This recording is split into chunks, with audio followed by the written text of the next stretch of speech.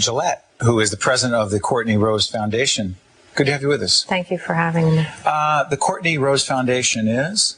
The Kortney Rose Foundation is a 501c3 foundation that I set up. That means it's charitable. Yes, non-tax. Not for profit. Yeah, yes. Non-taxed, right? Non-tax. Donations accepted. We'll do that in a second. Go ahead.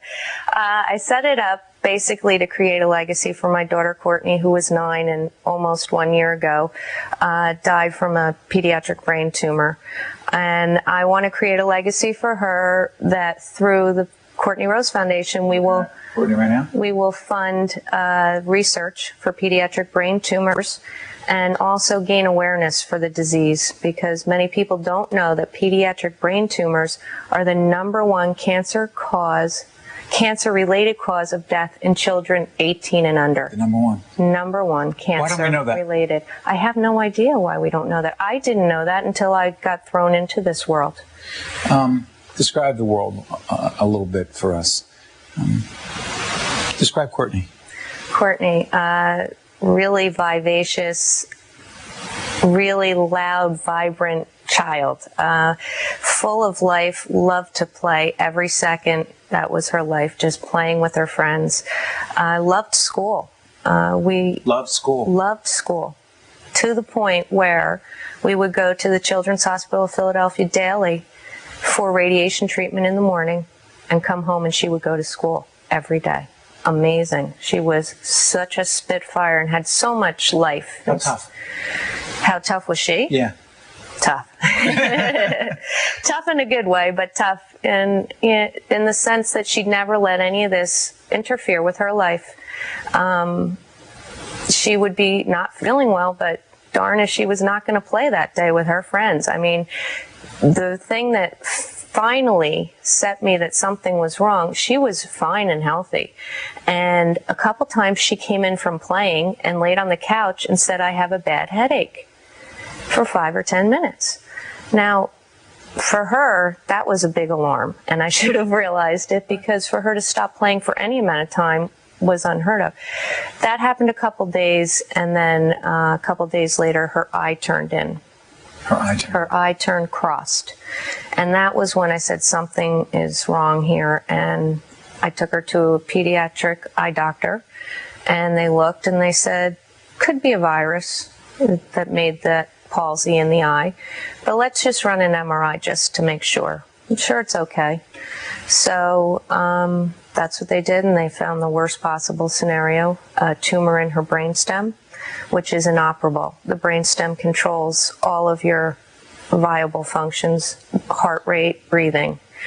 And so the prognosis was not good from day one, and then we went to New York and had a specialist look at her and told us from that day, that was in December of '05, that, there was really nothing they could do. The only hope was radiation and chemotherapy. The radiation hopefully would shrink the tumor. They were looking at trying to prolong her life for as long as possible. They gave us 2 years at that point. We had 4 months. She lived for only 4 months? Yes. Now, our only saving grace in that was that she didn't suffer most of the ravaging side effects that that tumor causes. And while it's a relatively rare tumor, about 350 children get it a year. That's one of the reasons it's not highly researched. The proportion of disability far outweighs the number of children who get it, and it's terminal in every case. Why are you here? I am here to build the awareness that pediatric brain tumors are stealing us of our children. It's not just the kind Kortney had. There are many other kinds that do the same thing. The 5-year survival rate for a child 0 to 19 who gets a primary brain tumor or central nervous system tumor is about 68% or 65%. So we're still talking about a 36% death rate for children who get a primary brain tumor in a 5-year period.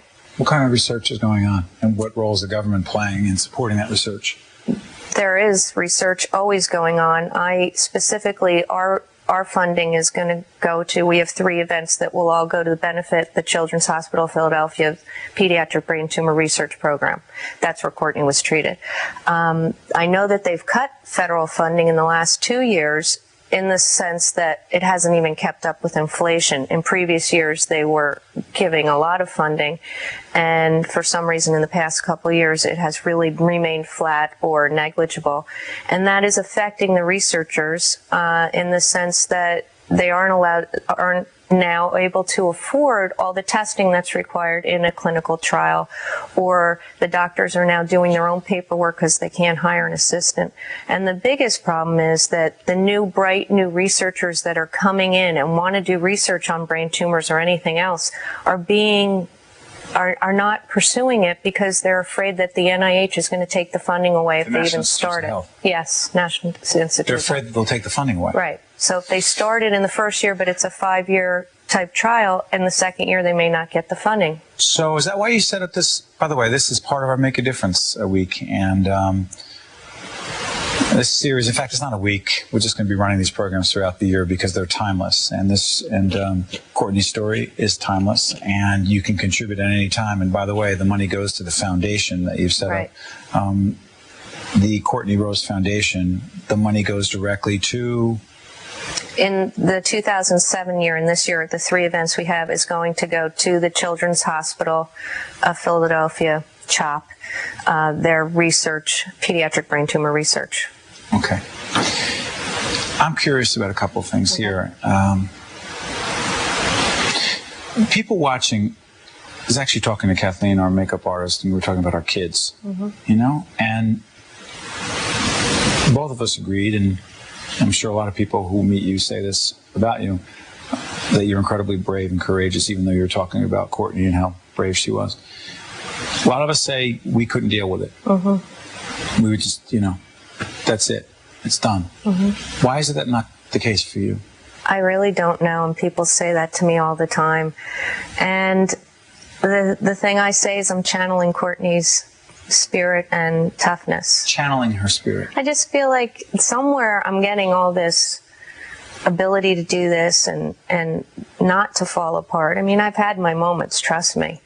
But as we do this program, sorry for interrupting, as we do this program, we're coming up on a 1-year anniversary. The 27th. Of April. Yes. As we do this program. But I'm sorry for interrupting you, but you've decided that you're going to make a difference in the lives of other children. Right.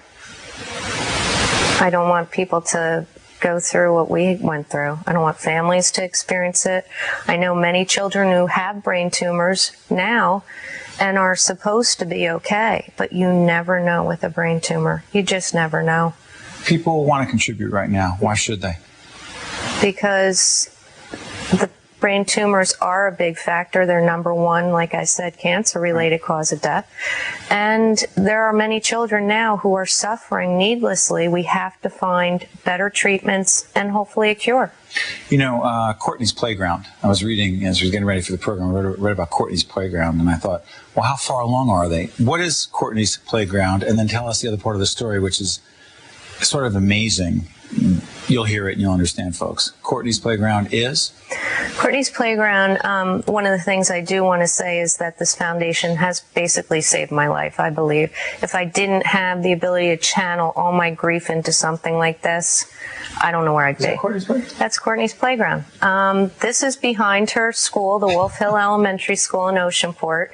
And they had a playground, but I decided that they needed more playground equipment, and they did. Like a really terrific playground. Yeah, they needed more swings. The kids were standing in lines for swings. You know, right. I can't imagine Kortney waiting in a line for a swing. She loved to play. Yeah, there's no way she was going to wait on a line. So they needed more swings, and then I got some other pieces as well, the volcano climber, and the kids are so happy, and the kids run up to me all the time, and the parents email me, "You've made such a difference, thank you for the playground." And it costs real money to get it done. Yes. Where'd you get the money? Well, last September, in 3 months, I organized a walk called Kortney's Challenge. We had that, and all the money that we raised from that went toward this playground.